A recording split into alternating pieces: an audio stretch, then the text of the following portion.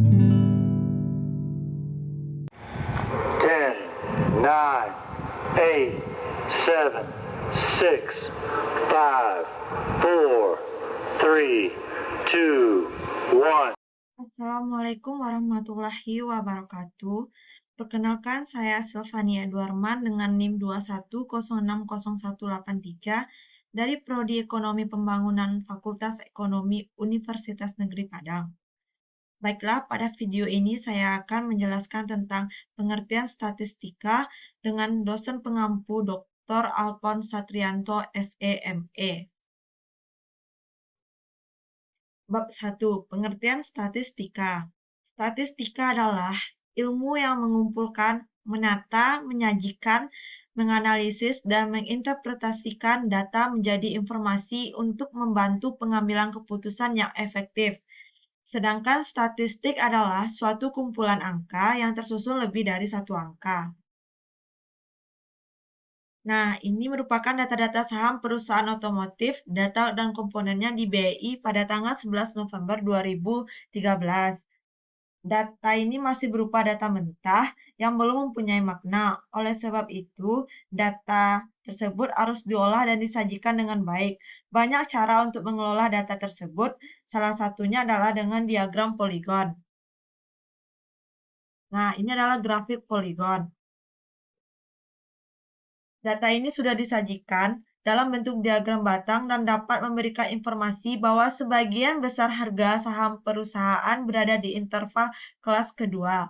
Harga saham rata-rata adalah 3.131 per lembar dengan 40% perusahaan berada pada kisaran harga saham antara 1.833 sampai 3.472. Apabila kita ingin membeli saham dari 10% perusahaan terbaik, maka terdapat pada kisaran harga 5.111 sampai 6.750 dan ada satu perusahaan yaitu Astra International Tbk. Kasus statistika. Beberapa contoh kasus yang membutuhkan dukungan statistika. Yang A, kasus tuntunan buruh tentang kenaikan gaji. Bagaimana seharusnya? Yang B, perekonomian Indonesia tidak efisien pada sektor mana? Yang C, penggalakan investasi di Indonesia. Sektor mana yang dipilih? Yang D, setiap produsen memberikan garansi atas barangnya, berapa produksi akan ditingkatkan? Perkembangan statistika. Yang pertama, pada zaman Mesir dan Cina, statistika digunakan untuk menentukan besar pajak. Yang B, zaman gereja untuk mencatat kelahiran, kematian, dan pernikahan. Pada tahun 1937, tim Bergen mengembangkan ekonomi statistik. Lanjut, Higgs mengembangkan matematika ekonomi untuk analisis ISLM. Dan pada tahun 1950, Bayes mengembangkan teori pengambilan keputusan. Penggunaan statistika berbeda-beda di dalam setiap bidangnya. Yang pertama adalah di dalam manajemen. Di dalam manajemen, penggunaan statistika, masalah yang dihadapinya adalah penentuan struktur gaji, pesangon, dan tunjangan karyawan, penentuan jumlah persediaan barang dalam proses dan barang jadi, evaluasi produktivitas karyawan, dan evaluasi kinerja perusahaan. Yang kedua, di dalam bidang akuntansi, pengguna statistika, masalah yang dihadapinya adalah penentuan standar audit barang dan jasa, penentuan depresiasi dan apresiasi barang dan jasa. 3. Analisis rasio keuangan perusahaan. Lanjut pada pemasaran. Masalah yang dihadapinya adalah penelitian dan pengembangan produk, analisis potensi pasar, segmentasi pasar, dan diskriminasi pasar. Yang ketiga, ramalan penjualan. Yang keempat, efektivitas kegiatan promosi penjualan. Selanjutnya, keuangan. Masalah yang dihadapinya adalah 1. Potensi peluang kenaikan dan penurunan harga saham, suku bunga dan reksadana, tingkat pengembalian investasi beberapa sektor ekonomi, analisis pertumbuhan laba dan cadangan usaha, dan analisis risiko setiap usaha. Lanjut pada ekonomi pembangunan, yaitu analisis pertumbuhan ekonomi, inflasi dan suku bunga, pertumbuhan penduduk dan tingkat pengangguran serta kemiskinan. Yang ketiga, indeks harga konsumen dan perdagangan besar. Selanjutnya, agribisnis. Masalah yang dihadapinya adalah analisis produksi tanaman, ternak, ikan, dan kehutanan, kelayakan usaha dan skala ekonomi, manajemen produksi agribisnis, dan analisis ekspor dan impor pertanian. Kasus statistika. Beberapa contoh kasus yang membutuhkan dukungan statistika. Yang A, kasus tuntunan buruh tentang kenaikan gaji. Bagaimana seharusnya? Yang B, perekonomian Indonesia tidak efisien pada sektor mana? Yang C, penggalakan investasi di Indonesia. Sektor mana yang dipilih? Yang D, setiap produsen memberikan garansi atas barangnya, berapa produksi akan ditingkatkan?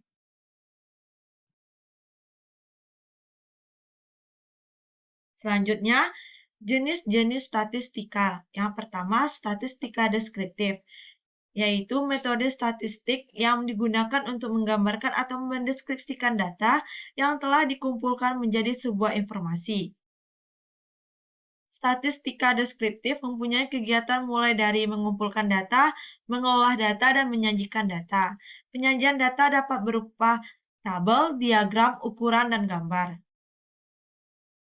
Contoh dari statistika deskriptif ini adalah yang pertama, statistika dalam bentuk uraian. Contohnya saja, Bank Rakyat Indonesia pada tahun 2007 menyalurkan kredit sebesar 90 triliun dengan laba operasi mencapai 4,6 triliun dan menjadi emiten terbaik pada tahun 2007. Lanjut, statistika dalam bentuk diagram. Dalam menyajikan bentuk diagram, angka-angka dalam bentuk gambar dan data menjadi lebih mudah untuk dipahaminya. Yang kedua, statistika induktif, yaitu metode yang digunakan untuk mengetahui tentang sebuah populasi berdasarkan suatu sampel atau contoh dengan menganalisis dan menginterpretasikan data menjadi sebuah kesimpulan. Nah, contoh dari statistika induktif adalah pedagang jeruk mengatakan bahwa jeruknya manis. Untuk membuktikan jeruknya manis, kita dipersilakan mencoba satu buah. Setelah mencoba satu buah, ternyata jeruknya manis. Kita memutuskan untuk membeli 1 kilo yang berisi 9 buah. Kita yakin bahwa 9 jeruk yang kita beli adalah manis, hanya dengan mencoba satu buah. Inilah yang dinamakan dengan menarik kesimpulan dari populasi berdasarkan contoh. Jeruk sebanyak 9 buah yang kita beli adalah populasi, dan 1 jeruk yang kita coba adalah sampel. Nah, kita tadi dengar kan populasi dan sampel. Pasti kita bertanya-tanya, apa itu populasi? Apa itu sampel? Nah, populasi sendiri adalah sebuah kesimpulan dari semua kemungkinan orang-orang, benda-benda, dan ukuran lain dari objek yang menjadi perhatian. Nah, untuk sampel sendiri juga, yaitu suatu bagian dari populasi tertentu yang menjadi perhatian. Seperti inilah populasi dan sampel. Lanjut, kita masuk ke dalam jenis-jenis data. Data terbagi atas dua, yaitu data kualitatif dan data kuantitatif. Data kuantitatif sendiri terbagi atas dua, yaitu data diskrit dan data kontinu.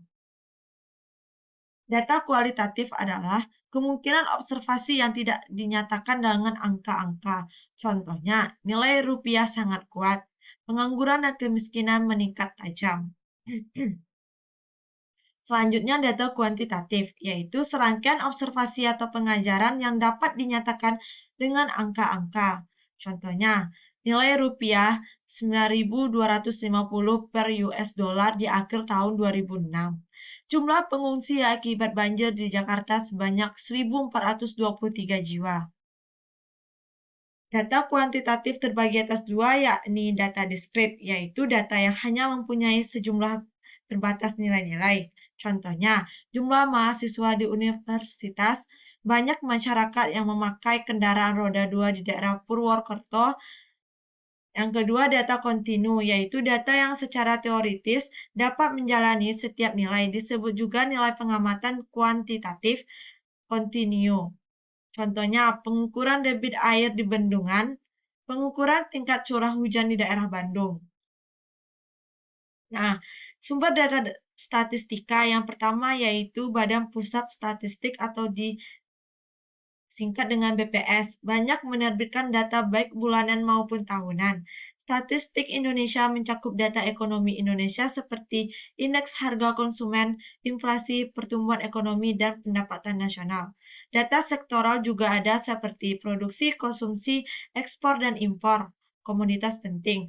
Data sosial seperti kependudukan, pendidikan, dan ketenagakerjaan juga bisa kita dapatkan. BPS juga menerbitkan indikator ekonomi yang bersifat bulanan. Juga bisa mengunjungi situs BPS. Selanjutnya, Bank Indonesia atau BI setiap bulan, triwulan, dan tahunan menerbitkan laporan perkembangan ekonomi keuangan dan kerjasama internasional. Laporan ini memberikan data perkembangan ekonomi dunia, perkembangan pasar keuangan, kerjasama internasional, dan lain-lain. Kita bisa menghubungi Direktorat Riset Ekonomi dan Kebijakan Moneter Bank Indonesia atau mengunjungi situs Bank Indonesia. Selanjutnya, selain BPS dan Bank Indonesia, untuk beberapa data produksi dan konsumsi dan data lainnya, yang bersifat khusus dapat dicari di departemen masing-masing seperti Departemen Perindustrian dan Departemen Perdagangan, Departemen Pertanian, Departemen Keuangan, dan lain-lain. Yang keempat, beberapa majalah juga memberikan data tentang ekonomi dan bisnis. Majalah Perspektif misalnya mengkaji bisnis dan investasi, pasar saham, dan kinerja keuangan perusahaan emiten, dan juga mengunjungi situsnya. Untuk memperoleh data ekonomi, politik, dan bisnis, kita juga dapat mengunjungi majalah jurnal, majalah Infobank untuk data perbankan dan keuangan, informasi saham di BI dan dapat dilihat di situsnya dan banyak lagi. Yang kelima, untuk data ekonomi dan bisnis yang bersifat internasional, kita peroleh dari Bank Dunia atau World Bank dan data moneter internasional atau International Monetary Fund atau IMF. Untuk mengunjungi situs kedua lembaga tersebut, kita dapat mencari alamatnya melalui situs pencarian seperti google.com atau melalui yahoo.com. Nah, bagaimana cara untuk mendapatkan data primer? Untuk data primer, kita harus menggali atau mengumpulkan data sendiri. Untuk itu, ada beberapa cara yang dapat dilakukan. Yang pertama yaitu wawancara langsung. Cara ini dilakukan melalui wawancara langsung dengan objek penelitian atau responden, baik dengan tatap muka, melalui telepon, atau melalui panduan kuesioner, yaitu berupa pertanyaan yang sudah disiapkan dan akan diisi oleh responden. Yang kedua, wawancara tidak langsung. Cara ini dilakukan dengan menggunakan pihak ketiga atau informan. Pihak informan yang menanyakan pada responden berdasarkan panduan pertanyaan dari bahan penelitian. Cara ini dilakukan apabila ada kecenderungan ketertutupan dari pihak responden atau untuk menghindari jawaban yang tidak jujur. Selanjutnya, mengirim kuesioner. Cara ini dilakukan dengan mengirim kuesioner pada responden. Kuesioner dapat dikirimkan melalui pos, email, atau bersama barang yang diperjualbelikan. Untuk mendapatkan data primer, baik melalui wawancara langsung, wawancara tidak langsung, maupun mengirim kuesioner, membutuhkan serangkaian urutan pertanyaan yang sudah dipersiapkan terlebih dahulu. Hal-hal yang perlu diperhatikan dalam membuat kuesioner adalah yang pertama, gunakan bahasa yang sederhana. Yang kedua, hindari pertanyaan yang bermakna ganda sehingga responden tidak salah tafsir. Yang ketiga, hindari pertanyaan yang memaksa responden, klise maupun yang bersifat pribadi. Selanjutnya, skala pengukuran. Yang pertama adalah skala nominal, yakni angka yang diberikan hanya sebagai label saja. Contohnya, pria sama dengan 1, wanita sama dengan 2, waria sama dengan 3. Selanjutnya, skala ordinal. Angka mengandung pengertian tingkatan, seperti ranking 1, 2, dan 3. Ranking 1 menunjukkan lebih tinggi dari ranking 2 dan 3. Yang ketiga adalah skala interval, yaitu angka mengandung sifat ordinal dan mempunyai jarak atau interval.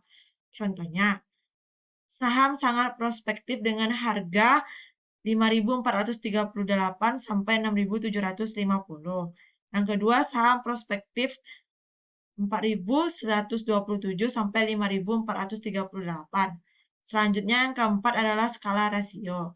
Angka mempunyai sifat nominal, ordinal, dan interval, serta mempunyai nilai absolut dari objek yang diukur. Contohnya, pada tahun 2012, inflasi Indonesia 4,3% dan inflasi Amerika Serikat 2,69%, maka inflasi di Indonesia 2,08 kali inflasi di Amerika Serikat. Pengguna statistika tentunya memahami bahwa fakta yang menjadi data dan gambar tidaklah berbohong. Namun, dalam statistika juga dikenal yang dinamakan dengan kebohongan statistika. Mengapa hal demikian terjadi? Kebohongan statistika terjadi karena statistika diterapkan secara tidak tepat. Dalam hal ini, statistika digunakan untuk mendukung suatu kebohongan, sehingga kebohongan tersebut seolah-olah tidak terjadi karena didukung atau ditutupi dengan data yang disajikan dengan metode statistika yang tepat. Oleh sebab itu, kegunaan statistika akan sangat berarti apabila dalam proses mendapatkan, mengelola, dan menyajikan data dilakukan dengan jujur dengan cara yang tepat. Berikut adalah beberapa contoh kebohongan statistika, yakni penyajian data hasil survei. Anda tentunya pernah menonton iklan di TV. Suatu produk pembalut wanita merek X menyatakan bahwa 7 dari 10 wanita Indonesia menggunakan pembalut merek X. Informasi dan gambaran dari iklan tersebut mengandung kebohongan statistika. Kebohongan tersebut dikaji dari A. Data tersebut adalah data sampel dan bukan populasi. Informasi ini tidak disajikan.